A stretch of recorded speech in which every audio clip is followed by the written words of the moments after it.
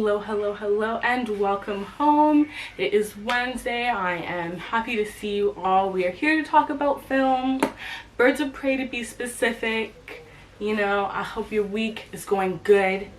I hope you are excited about this as I am. This is not my normal movie review. I have like a specific kind of topic that I'm going to talk about, and I also am going to talk about how that has influenced the whole movie and how we see it in the whole movie. Yeah, I am very excited. If you haven't seen Birds of Prey, is the movie about Harley Quinn, and basically her and the Joker are done, so this is kind of her story trying to find her own way, you know, without him, do her own thing, you know. And along the way we meet some other wonderful female characters that I'm so happy to see on the big screen. Seriously, I've been fans of them since day one. If you couldn't already tell, I'm really into like Marvel and DC comics, like the animated TV shows, the movies. I've seen almost all of them as much as I can. I've read a lot of them, right? So there's just a lot of characters that I've loved so much that we get to meet in this movie. Yeah, that is Birds of Prey. So I'm not going to do a non-spoiler one for this one. I'm just going to do the main video. So I want to talk about male gaze and Birds of Prey, and more specifically what happens when female characters are not written for the male gaze. Okay, when I tell you, watching this movie in the theaters, even seeing the trailers, it was therapeutic for me. And this might sound dramatic, but as someone who is so tired and exhausted, going to the movies, hyped up, female characters, let's go represent, I want to see myself on the screen too. You know what I'm saying? It's fun to look at that character and be like, wow, like that could be me. You know what I'm saying? Or just to feel like some like relation to the character. Something as simple as gender can do that. I'd be like, she's a girl, I'm a girl, this is awesome, right? So here I am trying to get hyped up, and then every time I just get, this is me. This is my hype, and then this is the movies. Like that every time, because we have, how we talked about in Devil of the Time, violence against women, just poor writing overall. We have women who aren't really people, you know, they're just objects for people to look at, specifically guys to look at. So it definitely can wreck the experience. Not with this movie. Let's get into it. Male gaze. It's a theory by Laura Mulvey. Also, Felix aside, it's my notes. I changed up the thing a little bit so they're on the side. But it's a theory by Laura Mulvey, and it basically is about, it's a theory that denies women the ability to be whole human beings, to be like fully realized characters, and instead they are just meant to be there for objects, or to be admired, or yeah, like objects in another guy's story, or just something to look at, something pretty on the screen. So a lot of times, I was talking before how it can be discouraging going to the movies and seeing how a lot of female characters are treated. It's because, you know, when things are written for the male gaze, again, women are relegated to being objects, or just to be admired.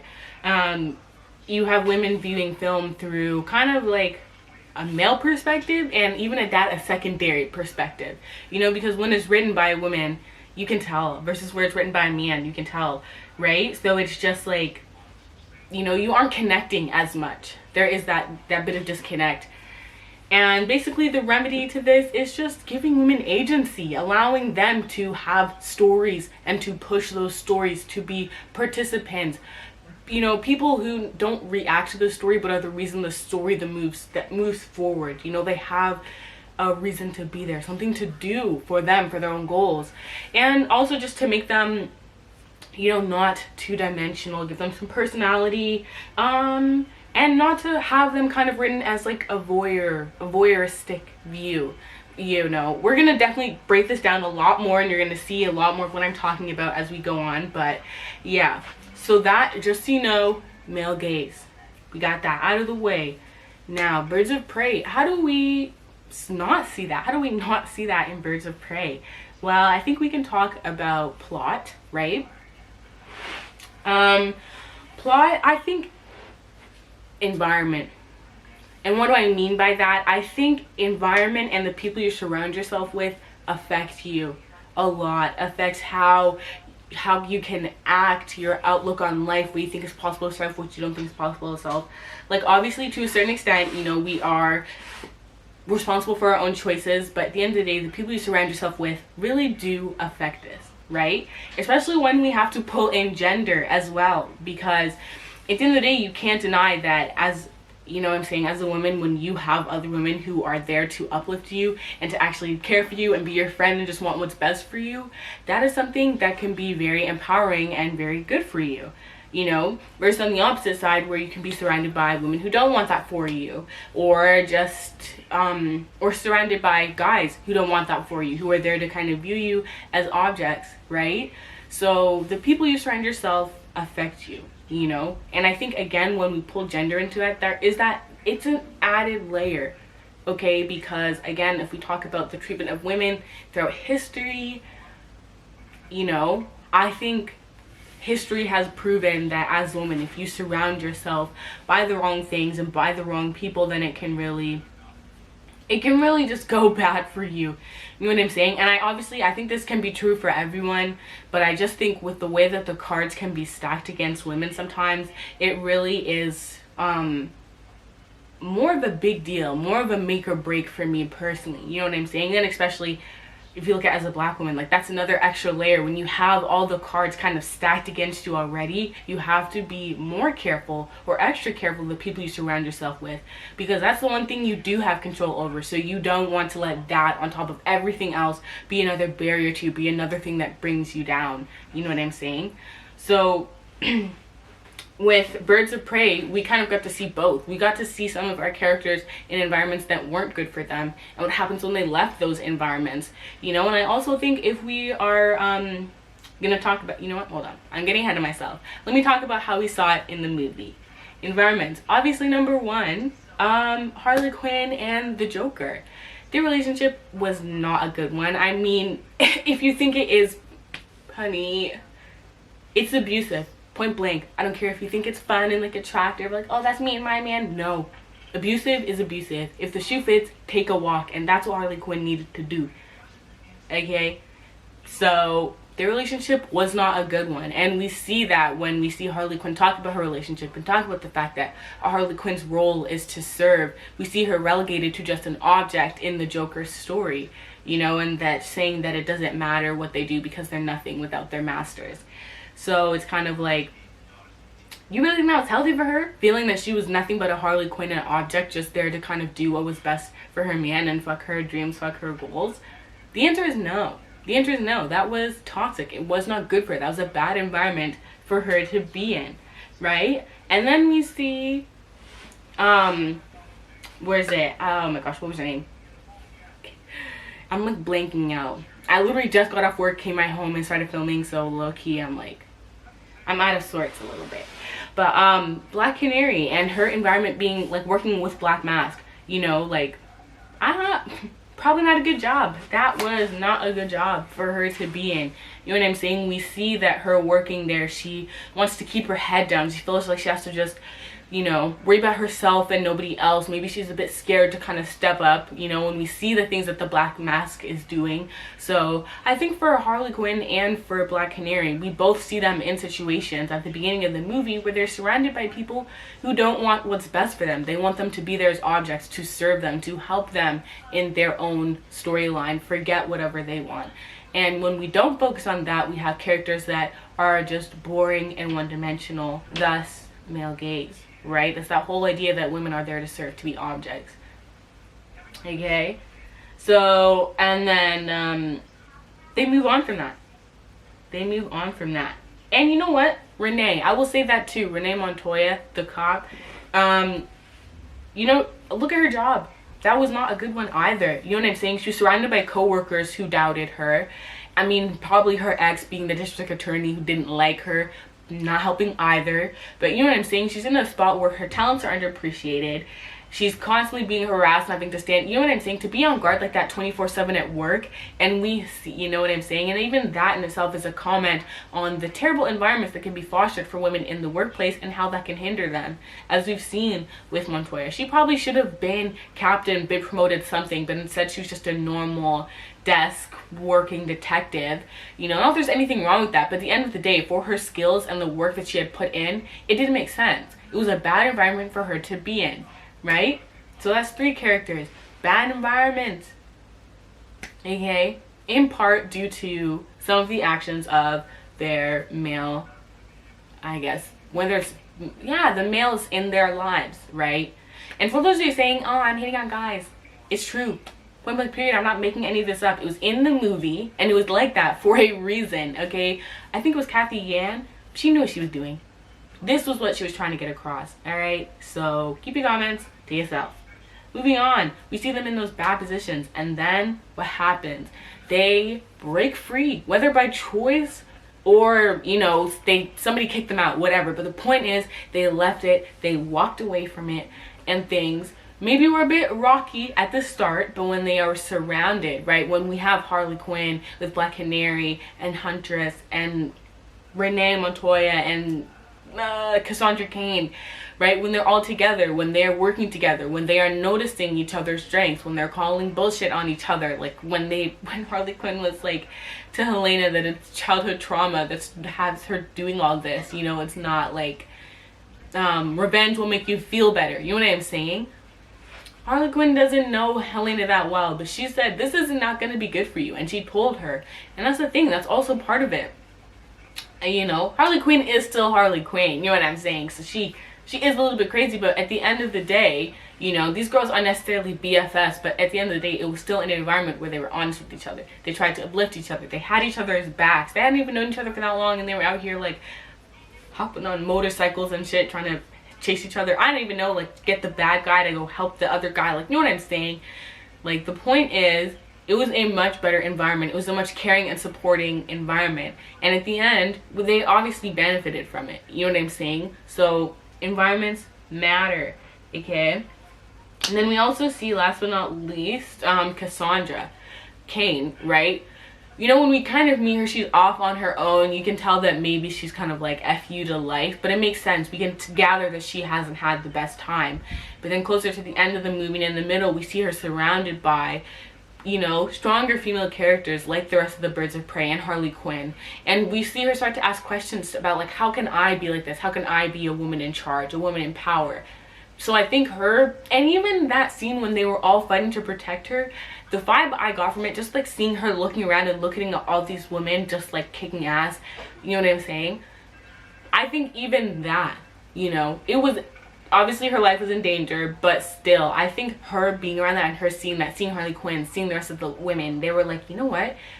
I think it made her want to explore her future more, realize that there are more options for her out there. You know what I'm saying? She doesn't have to just be some foster kid on the street picking pockets. There is so much more out for her, and there are 4 other women who have done that, who have come from shitty places like she has, maybe even worse than she has, and look at where they are now. You know what I'm saying?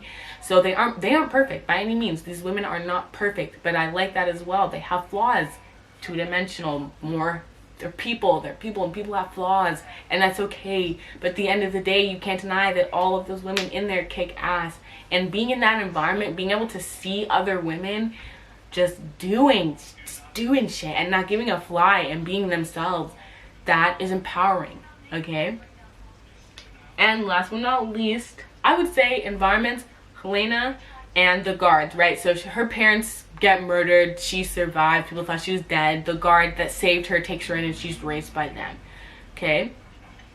I wouldn't say a bad environment for her. They raised her to protect herself, to be able to take care of herself. Yeah, her social skills are a bit lacking, but I mean, it would have been weird if they weren't. But notice how she didn't end up like some seductress out here. No, this girl was shooting people with crossbows, didn't give a fly. She wasn't out here trying to be like, do you know who I am?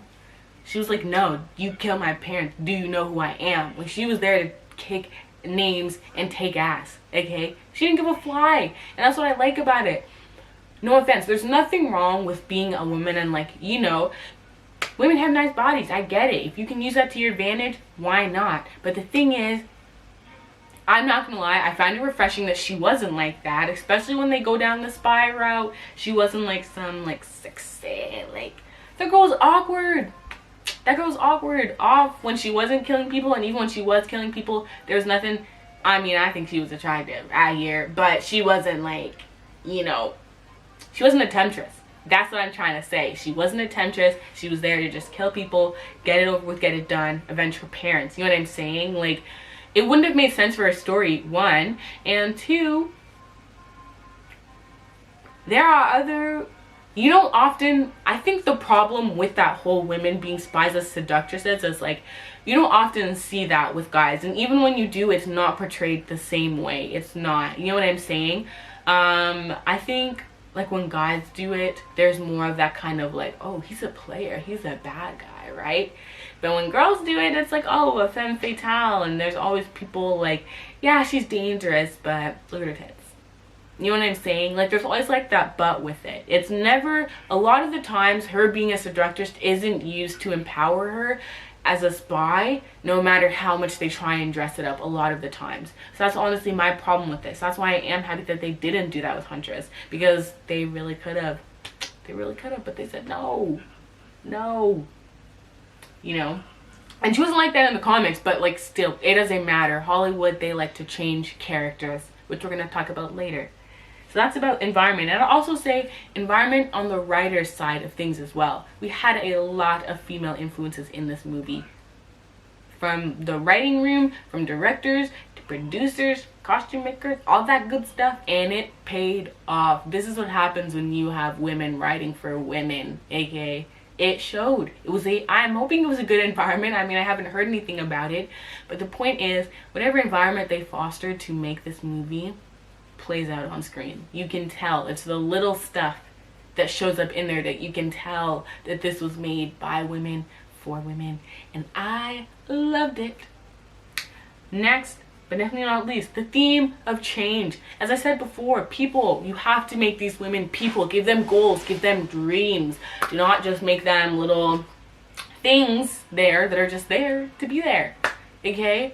And I think the fact that every single character in this movie changed was a great way to convey that. You know what I'm saying? You can't change if you don't have goals or ambitions or flaws or something you need to work through, right? So the fact that they even had to change or were able to change is, to me, a great indicator that they said, male gaze theory, bah, and they kicked it out of there. They said, no, no, right? Harley Quinn, obviously learning that she does not have, that might be her name, but she is not there to serve. No, sir. She is nobody's, nobody's nothing but herself. You know what I'm saying? So again, we saw that change with her. With Cassandra, still a bit maybe too early to call it for her, but I think you can't deny that, like, she's ready to take on the world. She has seen that there's how many options out there for her now, and she's ready to take them on. Who else? Renee left that whack job, right?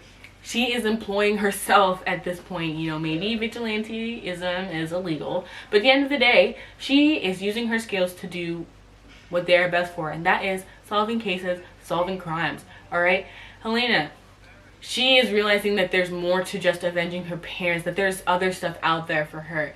All right, so we saw that change for her. And then with Black Canary, Dinah Lance, she does not need to be working no dead-end job at a club for nobody, okay? She has gifts and she can use them, and there is more out there for her than just getting by, keeping her head down, okay? All wonderful changes. None of it took away from characters. None of it was like, you know, the normal, like, I don't know, like, how to describe it. None of it was changing, like, for a man or to be with a guy. Like, it was just girls saying, this is my goals, this is my dreams. Maybe this is something I need to work on. And then doing that, achieving that, okay? And I loved it. It was beautiful, beautiful. Character design. Let's talk about it. Character design in male gaze, I think is pretty obvious, you know. I understand that in the comics, like, that's how they were drawn, but even in the comics, you have to talk about why they were drawn like that. You know, like, we can't deny that these are not being designed by women, and you can tell. And again, it's just like disappointing, because it's like, I want to look at these comics just like everybody else and be like, wow, like, that could be me, or that's so cool, I see myself in her. That's what makes these characters so good and so entertaining to watch, is that sometimes we believe that that could be us, or maybe they're who we want to be, okay? But they're comes that disconnect when they're out here with like fucking scoliosis on the back, titties popping out all over the place, and I'm just over here like, this is unrealistic. Like, I get it's comics, whoa whoa whoa. No, I don't care. AKA all the things that you could do with suspension of disbelief because it's a comic and you choose to give her unnormally large boobs and a strapless top, like that's what you choose to do with it. I just don't get it. I think it's a fucking waste. AKA the Birds of Prey costumes were great. I love them. I know they saw some backlash because the costume wasn't normal to the traditional Harley Quinn costume, but you know what, fuck that costume. If you think this costume wasn't cute, you're a liar, first of all. And second of all, it was nice. It was nice. This is something that I could see somebody wearing. And I was like, wow. Is this what it's like to have characters designed by women? I loved it. I loved it. I'm not hating on the original Harley Quinn costume. I'm not gonna deny that it isn't iconic and it doesn't have its place. But I think for the tone that this movie was going for, it didn't fit. And it just would have been like, but why? Why did she need that? And if you think Harley Quinn isn't Harley Quinn just because she doesn't have that costume, get a grip. Get a grip. Her not wearing that costume was the most Harley Quinn thing she could have ever done. She wore that when she was with the Joker. Almost any other iteration of her I've seen, when she's not with the Joker, I never seen that costume. Maybe there are some, but for the most part, she tends to change up her look when she is done being the Joker's little sidekick and she's off doing her own thing. When she was with Poison Ivy, when she was on her own, when she was literally teaming up with Batman for a little bit there, she had her own shit going on. So it makes sense that they didn't use that costume because it didn't have a place in this movie. And that's a side rant. But the point is, what did we have? We didn't, the last time we saw Harley Quinn, right, to go off of, it would be in Suicide Squad. Right, so this time she was wearing actual pants, not underwear as pants. Okay, no dog collar. That I didn't like. Because it really was like a dog chain. If the Joker was like her talking about Harley Quinn is a master, Joker would be her master. Like, it was just, I didn't like it. I just didn't like it to begin with. It's like he branded her. Like, what was that? I just was not a fan of that at all. And that was gone. Her pigtails were a normal length. They weren't pullable. Okay, and that's the difference. Her pigtails before, they were all nice and curly. I would have yanked those off her head if I was in a fight with her. It would have been over, done. Birds of Prey, no, they are a much more realistic length. Still cute. I loved it. Okay. What else? Yeah, like that's like the changes in her costume. Even when we look at Black Canary in the comics, I'll put a picture in. She has like the tights, like the bodycon bodysuit.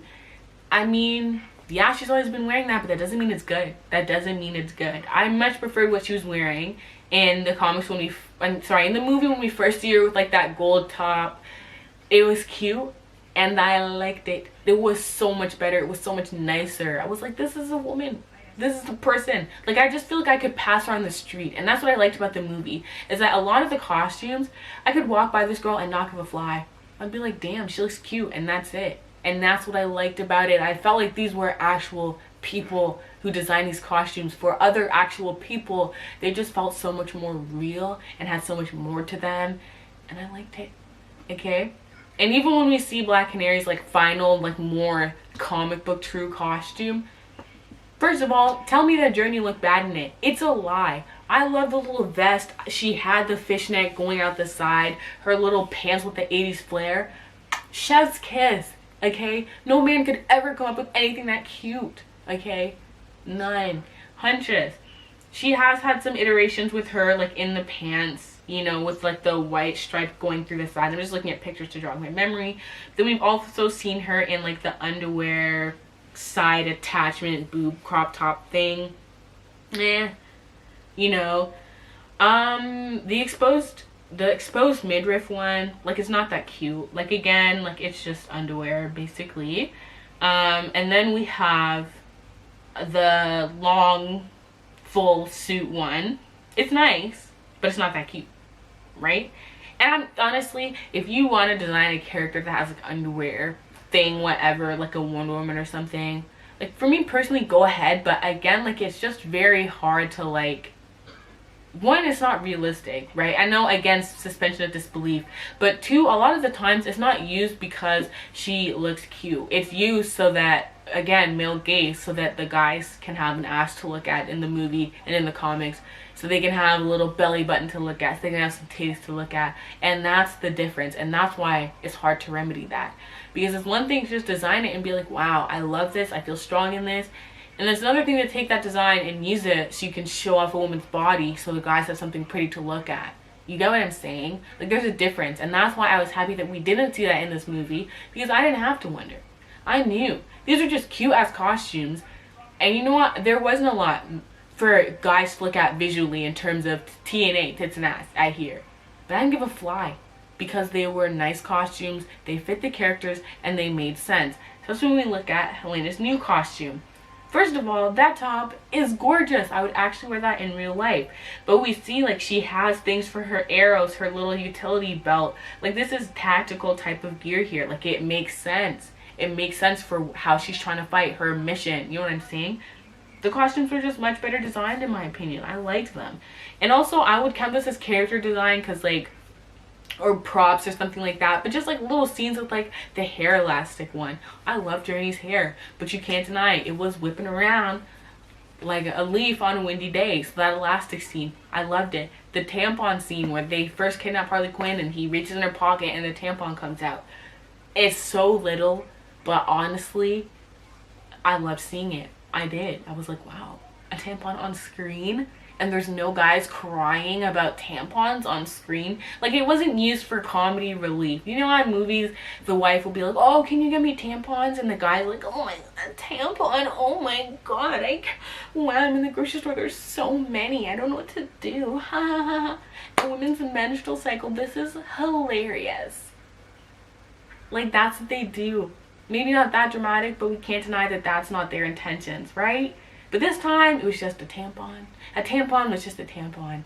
It didn't fucking matter. And that's so true, because you ask any girl and it does, like, it's a tampon. Like, it's not that serious. Tampon, tampon, tampon. Right? So that's what I'm saying. Like, it wasn't used for comedy. It was just there. Because at the end of the day, Harley Quinn is a woman. Women have periods. She has a tampon. You know what I'm saying? Like, it was just so A, B, C, D. And it honestly might not seem like much. But if you really do pay attention to how menstrual products are treated in movies,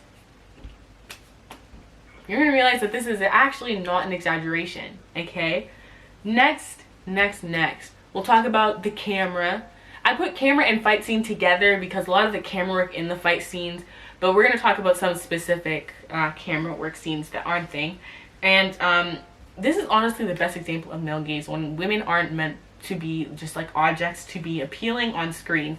If we take that scene from, oh my god, what was it?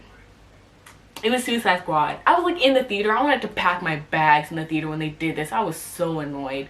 But this is the one where she's like, oh wow, like that's a cute bag, and she breaks it and it's just a full ass shot of her bending over to get the bag, and she's like, oh, excuse me.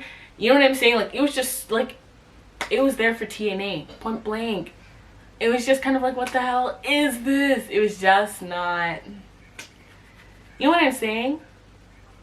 And then we compared that camera work to what was going on in Birds of Prey. There were no shots centered on the boobs or the butt. They were centered on the woman, the actual character herself, what she was doing. Was she in a fight with somebody? Was she looking for clues? Is there anyone else in the scene? It wasn't focused on women as their bodies. It was focused on women as people. Okay, so it was focused on who they are and what they were doing. Okay, and if that isn't the best example, then I really don't know what is. And then other scenes, again, like with the fight scenes.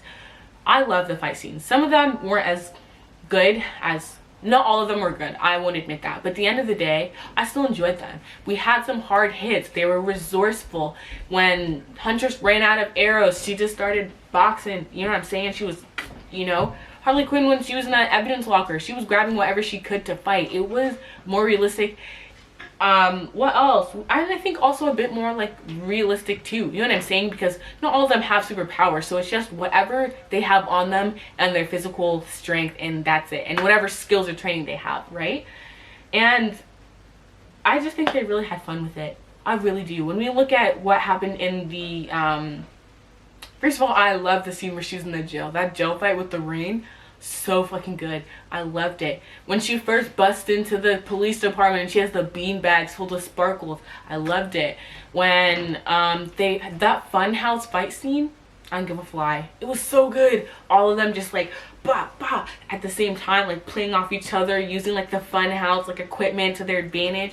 It was fun. It was nice. It was just nice to see women on screen just fighting. No focusing on her ass. No looking her like punch a guy and be like hair flip, wow, and body and camera pan down my body, focus on my boobs and pan away. Like no, none of that.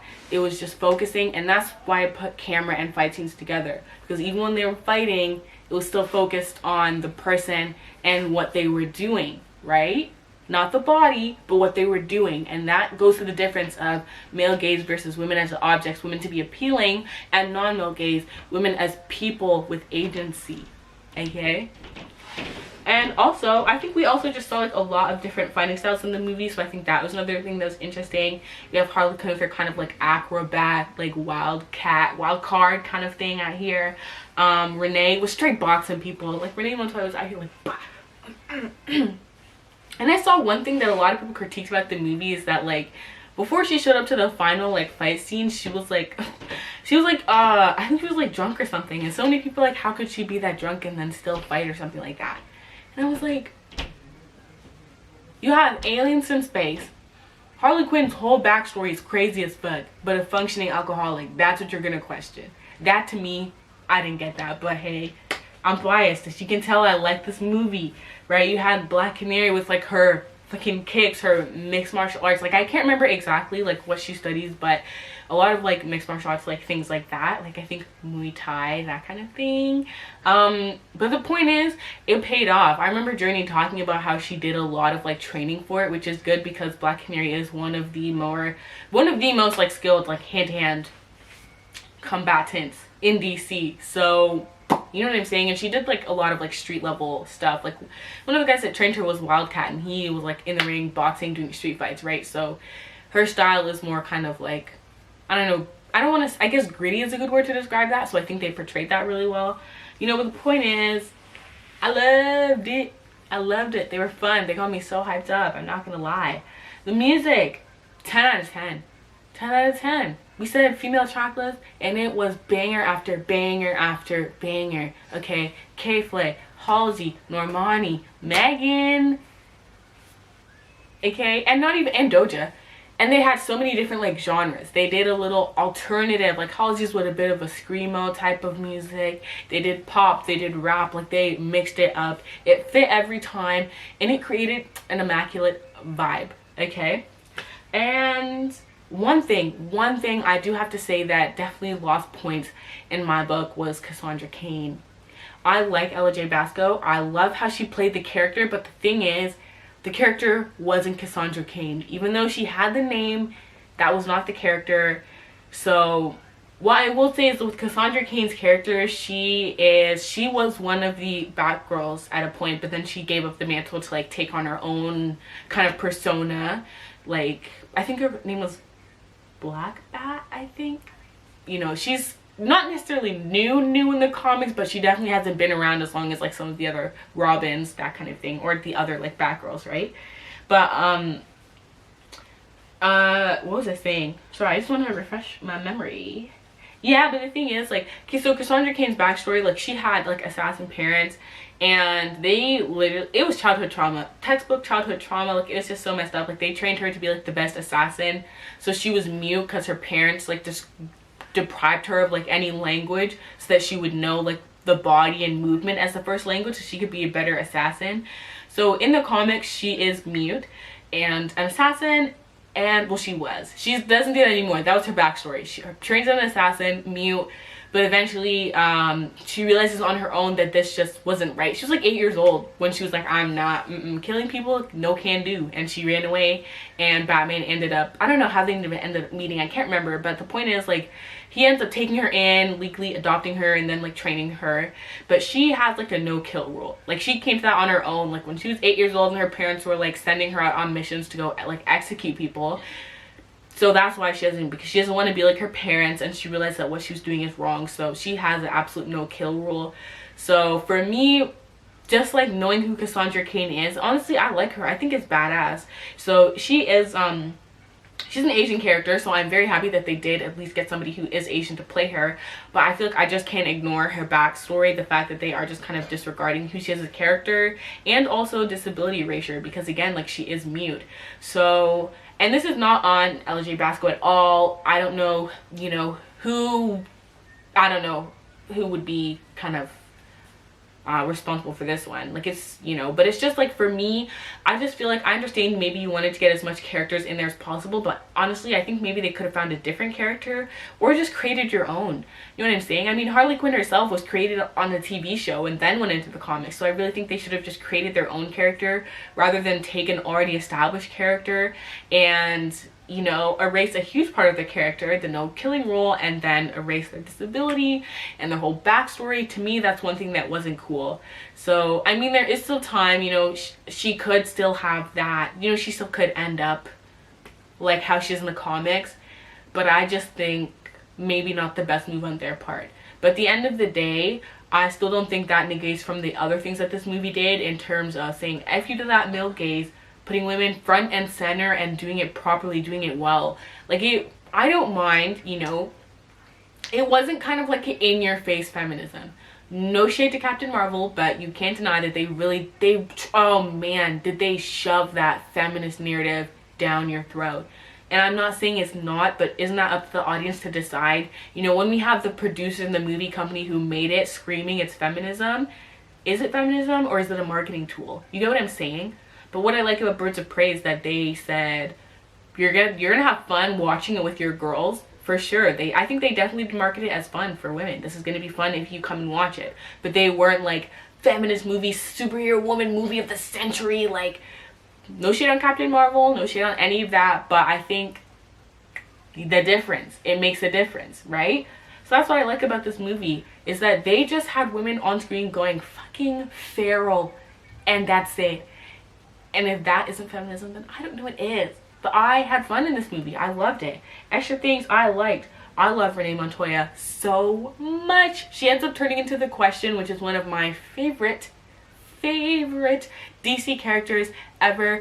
So I hope that this movie was enough for them to greenlight her and keep her on and do her as the Question, because she could pull it off. I think it's Rosie Perez who plays her. She could definitely. The Question is a bit of a weirdo, you know, at least the original Question, who then went on to train like Montoya, right? But the point is, Rosie Perez could pull it off. She could pull it off, and I want to see it so bad. So bad. I do. I like the Black Mask and Victor Zsasz thing, because obviously, like, Black Mask, he was gay in the movie. I don't know if Zsasz was, but they looked like they had something going on between them. I was like, are they? You know what I'm saying? But the thing is, it was, I don't know if it was in your face, but it was like, you could tell. That's the thing. They weren't trying to sugarcoat it. You could tell that they were specifically doing things to bring across the message that the Black Mask maybe was swinging, he was gay, swinging. You know what I'm saying? I don't know if they, I don't know. I don't want to say gay officially. I don't know if they meant to make him bi or gay, so that's why I'm like, I don't know exactly, but the point is, not straight. That's the message they were trying to get across, and they did that. But the thing is, that wasn't all he was. It wasn't like, wow, he's a gay villain, and that's it. No, man was a freak. He was a freak in that movie. Like, that's the first thing I remember about him. So that's what I liked. Even though he was gay, he wasn't a token. You know what I'm saying? He had his own plot. He had agency in his story. He had things to do, things to say. You know what I'm saying? So that is something I really liked. I would say the fucking costumes. I loved all of it. I loved all of Harley Quinn's looks. The aesthetics in the movie were so good. The movie really was just so much fun. Like, I really just loved that movie. I was seeing it. It wasn't perfect, but it didn't have to be, because it was a good start. They missed a lot of the traps that movies like this can fall into. So it was so refreshing. The fact where I don't care. It's not perfect, but it's a start. It's a start, and I'm so happy with that. And for DC, I hope, I pray that it's enough for them to keep going and to keep making movies at this quality as well, because they can make all the movies they want, but if they start looking like trash, it's not going to matter. It's just going to be disappointing. So yeah, DC, girls on screen, getting crazy. That's what we want to see, okay? That's what we want to see. All right. This was, again, was a bit of a long one, but I don't know, I guess these videos are just gonna be long. I don't know what to say for myself. But yeah, that's Birds of Prey and saying no to the male gaze theory. Male gaze theory, male gaze not allowed. Not allowed in here. And I loved it, and it was so much fun. If you haven't seen it, please please, for me, please watch it if you're able to. I don't know if it's like on DVD, and I think it might be a bit expensive on YouTube, so if you have the chance, take it, grab it, go see it. As a woman, tell me what you thought. Like, for me, did you find it as just fun and like cathartic just to be on screen and watching women just having fun? You know what I'm saying? And as a guy, like, what did you think? Did you notice maybe that they weren't necessarily like catering to you? I don't know how much guys necessarily pay attention to things like that, but like, if you notice that, like, how did you feel about that? If you minded it, keep your opinion to yourself. I lied. Don't tell me if you had a problem with it. Don't tell me. I don't want to know. Don't wreck the vibe in this channel. We are positive in this house. Okay, that is one thing I will say. We are positive in this house. We don't have time for people who want to put women down. Not allowed in this house. Okay, I've been droning on. No spoiler for this one. Just this one video that you have here. Let me know what you thought in the comments. Honestly, it's getting into October, right? So I want to try and do like a Spooktober type of thing. So we're going to be reviewing scarier movies. I am a wimp and I don't like scary movies, so this will that's all I have to say. It'll be a challenge for me, but I will do my best. Yeah, so I will see you guys on Friday. What are we doing on? Oh, Friday you get to watch me spend more money than I should, so that'll be fun. That's Fashion Fridays. And yeah, this is a weird ending. I feel like I'm forgetting something, but you know what? You'll see me in editing if I did. Enjoy your week. Thank you for stopping by for this house visit. We had fun. We talked about Birds of Prey. I'll see you guys for the next movie review, or you can, if you really miss me that much, like, my door's open on Friday at 4 p.m. Okay, bye. Thanks for stopping by.